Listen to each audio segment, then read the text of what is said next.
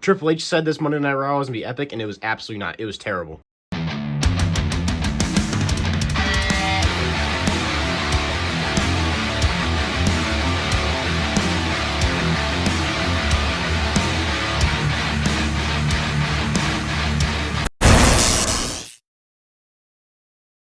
What's Jared here today with a set review of Monday Night Raw. They kicked off the show with Rhea Ripley and Io Sky coming out, then being interrupted by Alexa Bliss and Charlotte Flair. And Rhea Ripley and Io Sky had stated that they wanted a shot at the tag titles since they beat the Kabuki Warriors in the War Games. And Alexa Bliss and Charlotte Flair were like, whoa, we have not gotten a rematch yet. And Rhea Ripley and Io Sky said, especially Rhea Ripley said, get to the back of the line. We are the number one contenders. And they're like, well, we're going to handle this tonight in the main event in a tag match. And Adam Pearce made that official, so the main event will be Rhea Ripley and Io Sky against Charlotte Flair and Alexa Bliss in a tag match. Then the Judgment Day came out with then Dominic Mysterio introduced Liv Morgan. Liv Morgan comes out, says that she's been gone, and Dominic Mysterio is back on top with his Intercontinental Championship. And since she's gone, the Judgment Day, she's heard how the Judgment Day is weak now, and they don't have any gold besides Dominic. So she said that's enough. And Dominic is back on top. She's gonna make the Judgment Day back on top, and they're gonna get all their gold back. So the women's tag titles, men's tag titles, and her world title. She's backstage. She ran into Stephanie McCare, going face to face. Looks like she congratulated her. It definitely looks like she's coming back for that world title that she lost. But then before it ended, Liv Morgan slaps Dominic again, which kind of was interesting, and then jumps back in her arms and kisses him. Overall, I'm so done with the Judgment Day. In my opinion, I'd be fine with Dominic and Liv Morgan leaving the Judgment Day, and just the Judgment Day ends. Raquel and Roxanne goes do their thing. Finn Balor does his thing, and just have Dominic and Liv Morgan be healed. I'm just so done with the Judgment Day group. This has been going on now, 4 years now? It's Judgment Day is so stale in my opinion. It's just, I have no interest in. I do have interest in Dominic and Liv, but honestly, in my opinion, they should be on their own, not as a whole faction. I just don't like the faction anymore. The faction's so stale, and the same thing over and over and over, and it's boring. It's just, Judgment Day needs to end. Edge started it how many years ago? It's just, it needs to be over. I'm like, literally every year we have a new Judgment Day, and it's just so boring. It's just like, I like the Judgment Day, not Judgment Day. I like Finn Balor. I want Finn Balor as a babyface. I want Dominic and Liv together. I really don't care about JD McDonough personally. Let him be a singles wrestler. I don't care about Roxanne and Raquel Rodriguez, but I guess they could be a tag team. Really, all I care about is Finn Balor, Dominic, and Liv Morgan.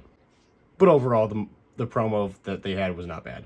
Then we had LA Knight versus Jey Uso, and the last time is now. John Cena tournament semifinals.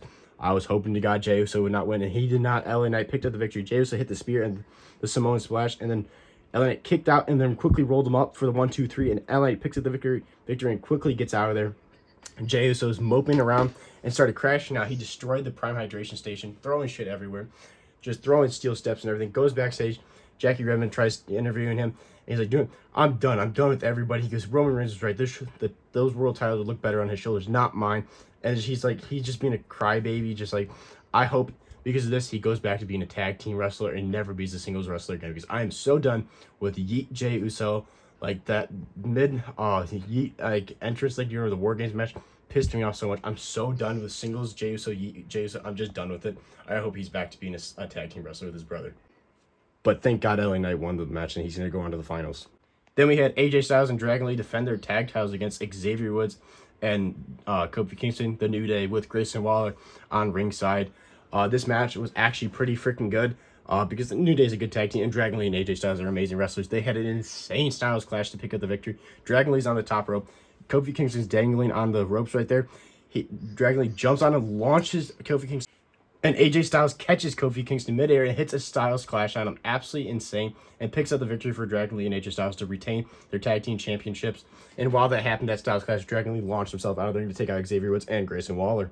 So this was by far the best match of the night, in my opinion. Which isn't a very high bar. This Monday Night Raw was very mid. Then we definitely had promo of the night. Before that, Paul Heyman was asked backstage by Adam Pearce, saying, do you know who this mystery man is? I know you know it. You're behind this. And Paul Heyman's like, I don't know who it is. I have nothing to do with it. It was not Seth Rollins. He's not medically cleared. I have nothing to do with the medically man, but I'm guilty of everything else. Then at the promo there, the Vision comes out, and Paul Heyman announces that on the very first Monday Night Raw of January, the 1 year anniversary of Netflix, Braun Breaker will be facing CM Punk in the main event for the World Heavyweight Championship. And then Braun Breaker took the mic and cut the promo of the year, promo of his career. Absolutely insane. Tearing down, saying how he grew up watching CM Punk, thinking he was this great wrestler, and he was disappointed how easily it was to pin CM Punk. And he's going to prove that CM Punk is garbage. He's trash. He's not a worthy World Heavyweight Champion. He's going to take everything from him. He's going to take his title. He's going to take everything away from CM Punk. And he's like, you're just famous because of your famous wife. You're trash, CM Punk. I'm coming for your World Heavyweight Championship at the beginning of the year. This promo, I'm just like saying he's trash and everything. He actually went into like a great promo. It was a good 5-minute promo. Braun Breaker just cooked so well. Drops the mic afterwards and storms out with his own music, believing the vision of the ring. Logan Paul grabs the mic and goes, damn. Exactly what my reaction was. I love this group. This is literally my favorite part of Monday Night Raw is the Vision. I know a lot of people actually hate on the Vision, but I love it. I love Braun Breaker. I love Logan Paul. I never thought I'd be saying I love Logan Paul, but I love Logan Paul in the Vision, bro. He's great in the Vision. And I really hope the mystery man is Austin Theory, because if Austin Theory joins this group, it's like perfect. My least favorite is Bronson Reed. I'm still not sold on Bronson Reed, but give me some Braun Breaker, Logan Paul, and Austin Theory, man. That'd be awesome. But best part of the show, in my opinion, was this promo. Then Gunther went one-on-one with Solo Sikoa in the other semifinals of the Last Time Is Now tournament. Solo Sikoa and Gunther put on a pretty decent match. It was not terrible. We had Tala Tonga on ringside. Solo Sikoa tried getting him involved in everything. And while the ref was distracted, Solo Sikoa's cheating ended up not doing well for him because Gunther hits a low blow on Solo Sikoa, which you usually don't see Gunther going to that, like, measures of being that, like, going that low, of, like, just trying, being desperate, because Solo Sikoa was dominating. But he hits him with the low blow, hits him with the power bomb, 1, 2, 3. Gunther picks up the victory and beats Solo Sikoa to move on to the finals to face LA Knight. And speaking of LA Knight comes down to the ring and goes face to face with Gunther. Please, LA Knight beat Gunther. I do not want Gunther to be the person that retires John Cena. LA Knight deserves it. I know a lot of people are saying, oh, this final sucks. This is better than what we could have had. I'm like, we could have had Jey Uso and Gunther. That would have been terrible. We could have had Solo Sikoa and Jey Uso. That would have been horrendous. LA Knight deserves it. 3 years in a row, he's been screwed on the Money in the Bank. He's been screwed on the world titles. He's been screwed on everything. LA Knight has the star power. Even though he's not a super young star, he does have history with John Cena. Gunther has no history. LA Knight has a little bit, because during that run while Hollywood was on the strike, LA Knight and John Cena had that payback pay-per-view when he ref for him, and then they were like beefing, and then SmackDown for a while. LA Knight is the perfect option out of these two to face John Cena. And honestly, in this tournament, when the tournament was announced, I wanted either Dolph Ziggler, Zack Ryder, or Sheamus to face John Cena, or the fourth was LA Knight. LA Knight deserves this. He finally needs something like on his like resume that was worthy of something. And LA Knight retiring John Cena would be great, in my opinion. I do not want to see Gunther. Gunther already retired Goldberg, so we don't need Gunther retiring another person, especially John Cena. We need LA Knight. Which the finals is next Monday Night Raw, so whoever wins, we'll find out next Monday Night Raw when we'll find out who will be facing John Cena in his retirement match. Then came the main event. Rhea Ripley and Io Sky tagging against Alexa Bliss and Charlotte Flair. This match wasn't terrible, but it was kind of boring in my opinion. It's going back and forth and everything. Looked like Rhea Ripley and Io Sky were about to win, but Alexa Bliss and Charlotte Flair breaks it up. And then the match is going back at it, and the Kabushi Warriors come out and attack everybody, causing a disqualification, throwing Rhea Ripley into the turnbuckle, taking everybody up. And then here comes Bayley and Lana Valkyria, saving Rhea Ripley and Io Sky, and Charlotte Flair and Alexa Bliss, taking out the Kabushi Warriors. And then out of nowhere, Liv Morgan and Raquel Rodriguez and Roxanne Perez show up, and they take out everybody. And then at the end, Roxanne Perez is holding up Raquel Rodriguez is holding up one of the tag titles. Roxanne grabs one of them and goes to hand to Liv, because Liv did have the titles before she left.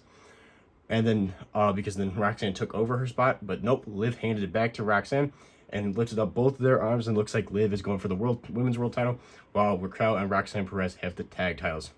Meaning the Judgment Day are going to be back on top and everything, which I have no interest in. So that was the review of this very mid Monday Night Raw. Not epic Triple H. It was not epic at all. Best part was a promo. In my opinion, this promo of Braun Breaker's was great. So overall, this Monday Night Raw was very mid. It was not very entertaining. It was very much so a snooze fest of a Monday Night Raw, which sucks because the past 3 Monday Night Raws have actually been really good. Like the Boston John Cena, and then Madison Square Garden, John Cena, and then last week, right before Survivor Series was great, and then this Monday Night Raw, Triple H hypes it up, the press conference, and it ends up being terrible. So I'm going to give this Monday Night Raw a 2 out of 5. It was very mid.